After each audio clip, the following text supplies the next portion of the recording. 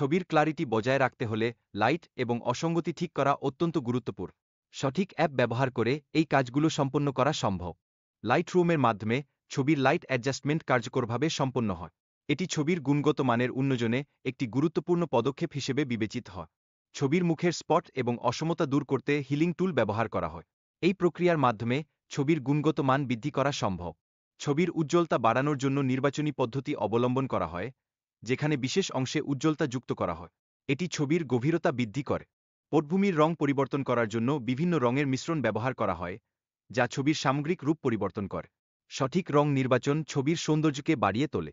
ছবির সম্পাদনার পরে ফাইল সংরক্ষণের প্রক্রিয়া এবং অ্যাপের মধ্যে ছবির নির্বাচন পদ্ধতি প্রদর্শিত হয়। এটি ব্যবহারকারীদের জন্য সুবিধাজনক একটি ব্যবস্থা। ছবি কাটার প্রক্রিয়ায় প্রথমে কার্টুন অপশনে ক্লিক করা আবশ্যক। এই পদক্ষেপটি কেবলমাত্র প্রয়োজনীয় অংশটি সংরক্ষণ করতে সহায়তা করে। ব্যাকগ্রাউন্ড পরিবর্তন করার সময় ব্যবহারকারীর ছবি বিষয়টির উপর কেন্দ্রিত হওয়া উচিত। সঠিকভাবে ব্যাকগ্রাউন্ড নির্বাচন করার ফলে ছবিটি আরও আকর্ষণীয় হয়ে ওঠে। ব্যাকগ্রাউন্ড হিসেবে পাহাড়ের ছবি নির্বাচন করার পর ব্যবহারকারীকে জেনারেট বোতামে ক্লিক করতে হবে।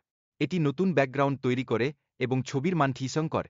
সম্পাদনার প্রাথমিক ধাপে উজ্জ্বলতা কমানোর প্রক্রিয়া বিশ্লেষণ করা হয়েছে, যা ছবির নিচের অংশের উজ্জ্বলতা হ্রাস করার কাজ করে।